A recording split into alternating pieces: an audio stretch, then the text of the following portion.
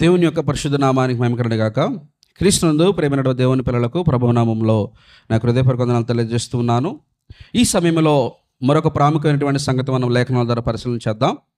అదేమిటంటే పరిశుద్ధ ఆత్మను గురించి మనము బైబిల్ గ్రంథం ఏమని సెలవిస్తుందో మనం నేర్చుకుందాం.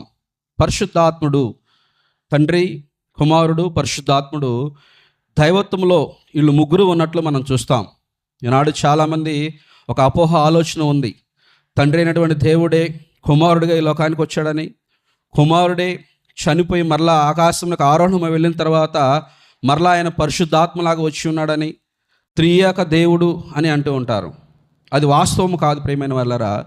లేఖనాలు మనకు స్పష్టంగా ఏం తెలియజేస్తూ ఉన్నాయో, పరిశుద్ధాత్ముడు ఎవరు, పరిశుద్ధాత్మ యొక్క క్రియలు ఏంటి, ఆయన మనలో ఉండి ఏ విధంగా మనకు సహాయం చేస్తాడో అన్నటువంటి సంగతి లేఖనాల ద్వారా మనం నేర్చుకుందాం. చూడండి, మీరు ఆది కాండంలో మీరు చూస్తే ఆది కాండము 1వ అధ్యాయంలో మన పోలిక చొప్పున మన స్వరూపమందు నరులను చేయుదుము అని ఇక్కడ మనకు రాయబడి ఉంటుంది. ఆది కాండం 1వ అధ్యాయము 26వ వచనంలో దేవుడు మన స్వరూపమందు మన పోలిక చొప్పున నరులను చేయుదుము. ఇక్కడ మన అంటే ఇది ఏకవచనము బహువచనమా? ఇది బహువచనము. బహువచనం అంటే ఒకళ్ళు, ఇద్దరు లేదా అంతకు మించి ఎక్కువ మంది ఉంటే మన అనేటువంటి పదాన్ని వాడతాం. అంటే తండ్రి అయినటువంటి దేవుడు, కుమారుడు, పరిశుద్ధాత్ముడు వీళ్ళు ముగ్గురు ఉన్నారని ఇక్కడ మనకు లేఖనం ద్వారా అర్థమవుతా ఉంది. అలాగే పరిశుద్ధాత్ముడు ఇక్కడ దేవుని ఆత్మ అనేటువంటి పేరు కూడా ఉంది. ఆది కాండము 1వ అధ్యాయంలో మీరు చూస్తే దేవుని ఆత్మ జలములపై అల్లాడుచుండెను. ఆది కాండం 1వ అధ్యాయం 2వ వచనంలో. కాబట్టి తండ్రి, కుమారుడు, పరిశుద్ధాత్ముడు ముగ్గురు ఉన్నారు నిత్యత్వంలో. ఇది వాస్తవము. ఇది ప్రతి వ్యక్తి కూడా గమనించాలి. అలాగే చూడండి, యేసుక్రీస్తు వారు బాప్తిసం ఇచ్చి యోహాను చేత బాప్తిసం పొందిన తర్వాత పరిశుద్ధాత్ముడు పావురం వలె ఆయన మీదకు వచ్చి వాలినట్లు మనం చూస్తాం. ఈయన నా ప్రియకుమారుడు, ఈయన యందు నేను ఆనందిస్తూ ఉన్నానని ఆకాశం నుండి ఒక స్వరము చెప్పుట మనం చూస్తాం. అంటే ఇక్కడ ఎందుకు ఈ విషయాన్ని మీకు చెప్తూ ఉన్నానంటే, మత్తయి సువార్త 3వ అధ్యాయం 16వ వచనంలో యేసు బాప్తిసం పొందిన వెంటనే నీళ్లలో నుండి ఒడ్డుకు వచ్చెను. ఇదిగో ఆకాశం తెరవబడెను, దేవుని ఆత్మ పావురము వలె దిగి తన మీదకు వచ్చుట చూచెను. మరియు ఇదిగో ఈయనే నా ప్రియకుమారుడు, ఈయన యందు నేను ఆనందించున్నానని ఒక శబ్దము ఆకాశం నుండి వచ్చెను. ఇక్కడ యేసుక్రీస్తు వారిని మనం చూస్తూ ఉన్నాం. అలాగే పరిశుద్ధాత్ముడు పావురం వలె ఆయన మీదకి వచ్చినట్లు మనము చూస్తూ ఉన్నాం. మరి ఆకాశం నుండి ఒక శబ్దము, ఒక స్వరము వినపడింది. ఎవరిది ఆ స్వరము? పరిశుద్ధాత్ముడిదా? కాదు. యేసుక్రీస్తు వారిదా? కాదు. మరి ఎవరిది? తండ్రి అయినటువంటి దేవునిది. అదే ఇక్కడ మనకు రాయబడి, ఇదిగో ఈయన నా ప్రియకుమారుడు, ఈయన యందు నేను ఆనందించునని ఒక శబ్దం ఆకాశం నుండి వచ్చును. కాబట్టి ఈ లేఖనము ఆధారంగా ఇక్కడ తండ్రి యొక్క స్వరాన్ని మనం వింటూ ఉన్నాము. అలాగే పరిశుద్ధాత్ముడు పావురము వలె ఆయన మీద దిగి వచ్చినట్లు మనం చూస్తూ ఉన్నాము. అలాగే ప్రభు అయిన యేసుక్రీస్తు వారిని మనము చూస్తూ ఉన్నాము. కాబట్టి లోకంలో ఉన్నటువంటి అనేకమైనటువంటి అబద్ధ బోధలు ఏమన్నాయంటే, తండ్రే కుమారుడుగా వచ్చాడు, కుమారుడే మరలా పరిశుద్ధాత్ముడుగా వచ్చాడని అనేక పొరపాట్లలో చాలామంది జీవిస్తూ ఉన్నారు. త్రియేక దేవుడు అంటూ ఉన్నారు. కానీ దేవుడు ఒక్కడే. వీళ్ళు నిత్యత్వంలో ఏక మనస్సు, ఏకభావం కలిగి ఉంటారు. తండ్రి వేరు, కుమారుడు వేరు, పరిశుద్ధాత్ముడు వేరు. అయితే ఇక్కడ మనం ఏమని నేర్చుకుంటున్నామంటే, ఇప్పుడు మనం ఏ విషయాన్ని గురించి మాట్లాడుకుంటున్నామంటే, అసలు పరిశుద్ధాత్ముడు ఎవరు? పరిశుద్ధాత్ముడు ఆయన ఒక వ్యక్తిగా, ఆయన అంటే మన ఒక వ్యక్తిగా ఇక్కడ మనకి లేఖనంలో సంబోధించబడింది. చూడండి, ఒకసారి మనము యోహాను సువార్త మనం చూస్తే పరిశుద్ధాత్ముడు ఆయనకు అనేక రకాలైనటువంటి పేర్లు ఉన్నాయి. వాటిలో కొన్ని పేర్లు ఏంటంటే, ఆయనకు ఆదరణకర్త అనేటువంటి పేరుంది. పరిశుద్ధాత్ముడికి ఆదరణకర్త అనేటువంటి పేరుంది. ఒకసారి మీరు చూడండి, యోహాను సువార్త 14వ అధ్యాయం 25వ వచనంలో, నేను మీ యొద్ద ఉండగానే, అంటే యేసుక్రీస్తు వారు మాట్లాడుతున్నాడు, ఈ మాటలు మీతో చెప్పుతుని ఆదరణకర్త అనగా తండ్రి నామమున పంపబోవు పరిశుద్ధాత్మ సమస్తమును మీకు బోధించి నేను మీతో చెప్పిన సంగతులన్నీ మీకు జ్ఞాపకము చేయును.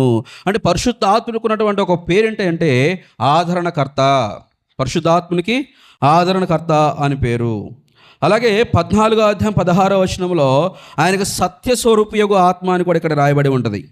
చూడండి, యోహాను సువార్త 14వ అధ్యాయము 16వ వచనములో, నేను తండ్రిని వేడుకొందును, మీ యొద్ద ఎల్లప్పుడూ నుండుటకై ఆయన వేరొక ఆదరణకర్తను అనగా సత్యస్వరూపియగు ఆత్మను మీకు అనుగ్రహించును.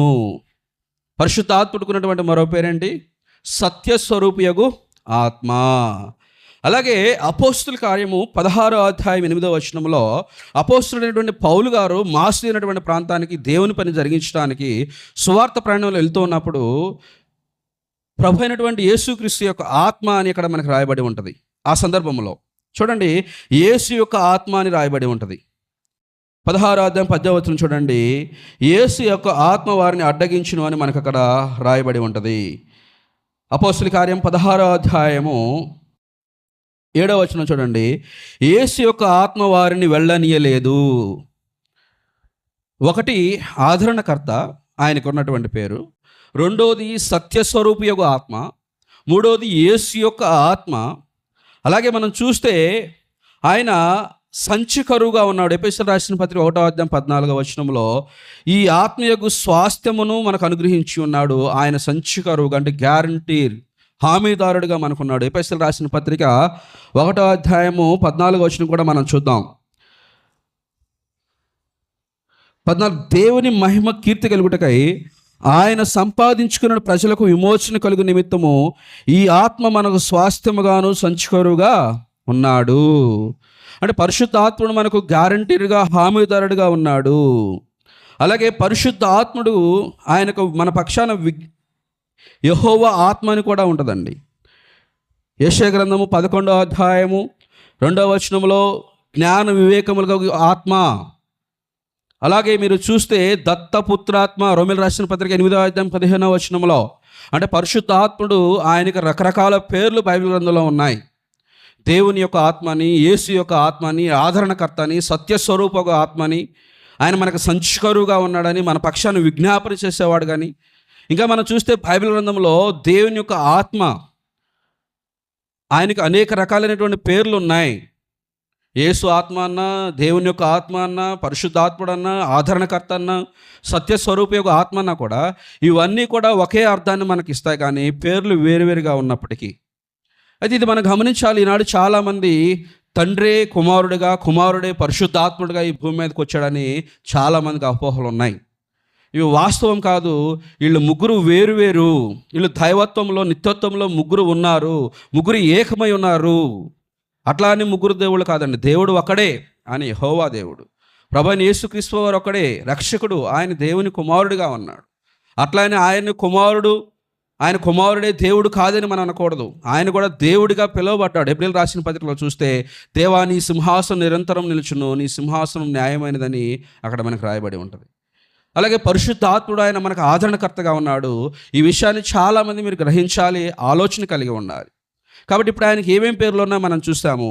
ఆయనకి ఆదరణకర్త అని, సత్యస్వరూప ఆత్మని, యేసు యొక్క ఆత్మని, అలాగే జ్ఞాన వివేకం కలిగినటువంటి ఆత్మని యెషయా గ్రంథం 11వ అధ్యాయం 2వ వచనంలో, అలాగే నిత్యుడగు ఆత్మ ఎబ్రీయులకు రాసిన పత్రిక 9వ అధ్యాయం 14వ వచనంలో పరిశుద్ధాత్ముడికి ఉన్నటువంటి మరొక పేర్లు ఏంటంటే నిత్యుడగు ఆత్మ. నిత్యుడగు ఆత్మ అని ఇక్కడ మనకి రాయబడి ఉన్నది. ఒకసారి మీరు లేఖనాలు మీరు చూడండి. నిత్యుడగు ఆత్మ, ఎబ్రీయులకు రాసిన పత్రిక 9వ అధ్యాయము 14వ వచనంలో నిత్యుడగు ఆత్మ ద్వారా తన్ను తానే దేవునికి నిర్దోషినిగా అర్పించుకున్న క్రీస్తు యొక్క రక్తము. నిత్యుడగు ఆత్మ. కాబట్టి పరిశుద్ధ ఆత్ముడికి రకరకముల పేర్లు ఉన్నాయి. ఈ పేర్లు ఏంటి ఇప్పుడు మనం చూసాము. అయితే ఆయన చేసేటువంటి పని ఏంటి? పరిశుద్ధ ఆత్ముడు చేసేటువంటి పని ఏంటి చూడండి. కన్వెన్షన్ ఆఫ్ సిన్ అంటే పాపమును మనలో ఒప్పుకోజేస్తాడండి, ఒప్పించే విధంగా ఆయన ఉంటాడు. యోహాను సువార్త 16వ అధ్యాయం 8వ వచనం ఒకసారి మీరు చూడండి. ఇక్కడ ఏమని రాయబడి ఉంటుందంటే ఆయన వచ్చి పాపమును గూర్చి, నీతిని గూర్చి, తీర్పును గూర్చి లోకమునకు ఒప్పుకొని చేయను. అంటే మనలో ఉన్నటువంటి పాపాన్ని ఆయన ఒప్పింపజేస్తాడు, ఒప్పుకునే విధంగా చేస్తాడు. ఆయన వచ్చి పాపమును గూర్చి, నీతిని గూర్చి, తీర్పును గూర్చి లోకమునకు ఒప్పుకొని చేస్తాడు. అంటే పరిశుద్ధాత్ముడు చేసే పని ఏంటంటే ఒకటి, ఆయన మనలో ఉన్న పాపాన్ని ఒప్పించే విధంగా చేస్తాడు. అలాగే పరిశుద్ధ ఆత్ముడు మనలో నివాసం చేస్తాడు. మరొక విషయం గుర్తుపెట్టుకోండి, పరిశుద్ధాత్ముడు మనలో నివాసం చేస్తాడు. మొదటి కొరింథీయులకు రాసిన పత్రిక 6వ అధ్యాయం 19వ వచనం మీరు ఒకసారి చూడండి. 6వ అధ్యాయము 19వ వచనంలో, మీ దేహము దేవునికి చూడండి, మీ దేహము దేవుని వలన మీకు అనుగ్రహింపబడి మీలోనున్న పరిశుద్ధాత్మక ఆలయమే ఉన్నదని మీరు ఎరుగరా? మీరు మీ సొత్తు కారు, విలువ పెట్టి కొనబడిన వారు కనుక మీ దేహముతో దేవుణ్ణి మహింపరచండి. మీరు మీ సొత్తు కాదు, మీరు విలువ పెట్టి కొనబడినటువంటి వారు. కాబట్టి మీ దేహము పరిశుద్ధాత్మకు నిలయమై ఉన్నది. అలాగే మీరు చూస్తే పరిశుద్ధాత్మ ఆయన ఐక్యత కలిగించే విధంగా ఉంటాడు. ఎఫెసీయులకు రాసిన పత్రిక 4వ అధ్యాయము 1వ వచనంలో మీరు గమనించినట్లయితే ఇక్కడ, కాబట్టి మీరు సమాధానమైన బంధము చేత ఆత్మ కలిగించు ఐక్యమును కాపాడుకునట యందు, అంటే పరిశుద్ధాత్ముడు చేసేటువంటి పనులు, పరిశుద్ధాత్ముడు బంధము చేత ఆత్మ కలిగించు ఐక్యను కాపాడుకోవట యందు శ్రద్ధ కలిగిన వారై.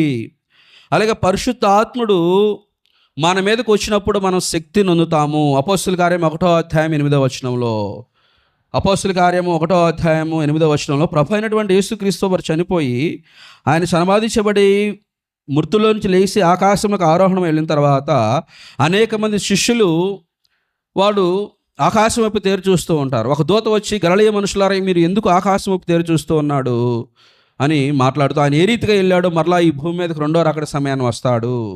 అంతవరకు పరిశుద్ధాత్మ మీ మీదకి వచ్చినప్పుడు మీరు శక్తి నొందుదురు అని ఇక్కడ మనకు లేఖనం రాయబడి ఉంటుంది. అపోస్తుల కార్యం 1వ అధ్యాయం 8వ వచనంలో, ఆయనను పరిశుద్ధాత్మ మీ మీదకి వచ్చినప్పుడు మీరు శక్తి నొందుదురు. మీరు యెరూషలేములను యూదయ సమరయ దేశములంతటా భూదిగంతముల వరకు నాకు సాక్షులై ఉందిరని వారితో చెప్పెను. అంటే పరిశుద్ధాత్ముడు వచ్చినప్పుడు మనము శక్తి నొందుతాము. పరిశుద్ధాత్ముడు క్రైస్తవులను, విశ్వాసులను ఐక్యతగా ఆత్మ కలిగించు బంధము చేత మనందరూ ఐక్యతను కాపాడుకోవడానికి ఆయన మనలను సహవాసంలో, ఐక్యతలో మనల్ని నడిపిస్తాడు. అలాగే పరిశుద్ధాత్ముడు మనలో నివాసం చేస్తాడు. అలాగే పరిశుద్ధాత్ముడు మన పక్షాన విజ్ఞాపన చేస్తాడు. రోమిలు రాసిన పత్రిక 8వ అధ్యాయము 8వ అధ్యాయము 26వ వచనం చూడండి. అటువలే ఆత్మయు మన బలహీనతలను చూసి సహాయం చేయుచున్నాడు. ఏలయనగా మనము యుక్తముగా ఎలాగో ప్రార్థన చేయవలనో మనకు తెలియదు, కానీ ఉచ్చరింపు సఖ్యము కాని మూలుగులతో ఆ ఆత్మ తానే మన పక్షంని జ్ఞాపన చేయుచున్నాడు. అంటే పరిశుద్ధాత్ముడు మన ప్రార్థనలో, మన విజ్ఞాపనలో మనకు సహాయం చేస్తాడు. మనం దేవునికి ఎలా మొరపెట్టాలో, ఎలా ప్రార్థించాలో మనకు తెలియనప్పుడు పరిశుద్ధాత్ముడు మనలో ఉండి సహాయం చేస్తాడు. మన పక్షాన్ని విజ్ఞాపన ఆయన చేస్తాడు దేవునికి. కాబట్టి పరిశుద్ధాత్ముడు మన హృదయంలో ఉంటాడు, మన పక్షాన్ని విజ్ఞాపన చేస్తాడు, మనకి గ్యారంటీగా సంచికరుగా ఆయన ఉన్నాడు. అలాగే మనలను నిత్యుడగు ఆత్మ నిత్యం మనలో ఉండే విధంగా ఆయన ఉంటాడు. అందుకే నిత్యుడగు ఆత్మ అని మనకి రాయబడి ఉన్నది. అలాగే చివరిగా ముగింపులోనికి వెళ్దాం. మీరు చూస్తే పరిశుద్ధాత్ముడు మనలో దుఃఖపడతాడండి. అందుకంటాడు ఎఫెసీయులకు రాసిన పత్రిక 4వ అధ్యాయంలో, మీరు విమోచన దినము వరకు ముద్రింపబడి ఉన్నారు కాబట్టి. ఎఫెసీయులకు రాసిన పత్రిక 4వ అధ్యాయము 30వ వచనంలో, దేవుని పరిశుద్ధాత్మను దుఃఖపరచుకుడి, విమోచన దినము వరకు ఆయన యందు చూడండి మీరు ముద్రింపబడి ఉన్నారు. అంటే దేవుని ఆత్మను దుఃఖపరిచేటువంటి పరిస్థితులు ఉన్నాయి. ఈనాడు క్రీస్తు యేసు నామములో బాప్తిసం పొంది పరిశుద్ధాత్మను వరంగా పొందిన తర్వాత చాలామంది శరీర కార్యాలు జరిగిస్తూ ఉన్నారు, అపవిత్రమైన జీవితాన్ని జీవిస్తూ ఉన్నారు. అబద్ధ సాక్ష్యం పలకటము, అన్యాయంగా ప్రవర్తించటము, దుష్టక్రియలకు చోటు వేయటము, విశ్వాసం భ్రష్టులుగా తయారవుతూ ఉన్నారు. ఇటువంటి క్రియలు చేసినప్పుడు పరిశుద్ధాత్ముడు దుఃఖపడతాడండి. మనలో ఉన్న పరిశుద్ధాత్ముడు దుఃఖపడతాడు. కాబట్టి విమోచన దినం వరకు మీరు ముద్రింపబడి ఉన్నారు అంటే మనం యేసుక్రీస్తు యొక్క రాకడ వరకు పరిశుద్ధులుగా, నిర్దోషులుగా ఉండాలి. మనలో ఉన్న పరిశుద్ధాత్మను దుఃఖపరచకూడదు. చివరిగా దేవుని యొక్క ఆత్మను మీరు ఆర్పుకుడి, డోంట్ కించ్ ద స్పిరిట్ అంటాడు. తెస్సలోనికీయులకు రాసిన పత్రిక 1 తెస్సలోనిక 5వ అధ్యాయము 18వ వచనం చూడండి, ఏమని రాయబడి ఉందో, ఆత్మను ఆర్పకుడి. మనలో ఉన్న ఆత్మను ఆర్పకూడదు. కాబట్టి ఈ విషయాలన్నీ మీరు గ్రహించి మనలో ఉన్నటువంటి పరిశుద్ధాత్మను దుఃఖపరచకూడదు. పరిశుద్ధాత్ముడు ఆయనకు ఆదరణకర్త, ఆయనకు వ్యక్తి అనే లేఖనాలు మన స్పష్టంగా సెలవిస్తూ ఉన్నాయి. తండ్రి కుమారుడని, కుమారుడి పరిశుద్ధాత్ముడని ఎవరు కూడా మీరు ముగ్గురు ఒకటే అని మీరు ఆలోచన చేసుకోవద్దు. అది వాస్తవం కాదు. తండ్రి వేరు, కుమారుడు వేరు, పరిశుద్ధాత్ముడు వేరు. యేసుక్రీస్తు బాప్తిసం పొందినప్పుడు మనం చూసాము, పావురము వలె పరిశుద్ధాత్మ ఆయన మీదకి వచ్చినట్లు, ఈయన నా ప్రియకుమారుడు, ఈయన యందు ఆనందిస్తున్నానని ఆకాశంలో ఒక స్వరం చెప్పడం మనము విన్నాము. అక్కడ ముగ్గురిని మనం చూస్తాము. కాబట్టి ఈ విషయాన్ని మీరు అర్థం చేసుకుంటారని ప్రేమతో తెలియజేస్తూ, పరిశుద్ధాత్ముడు ఏ విధంగా ఉన్నాడు, పరిశుద్ధాత్మ యొక్క పనులేంటి, పరిశుద్ధాత్మనికి ఏమేమి పేర్లు ఉన్నాయని మన లేఖనాల ద్వారా చూసాము. దేవుని చిత్తం అయితే మరొక ఈ వీడియో మళ్ళా రెండో పార్ట్ను కూడా మీకు సెండ్ చేస్తాను, ఈ యూట్యూబ్లో అప్లోడ్ చేస్తాము. మీ అందరూ కూడా అర్థం చేసుకోవాలని ప్రేమతో మనం చేస్తూ వాక్యాన్ని ముగిస్తున్నాను. మీ అందరికీ కూడా హృదయపూర్వక వందనాలు.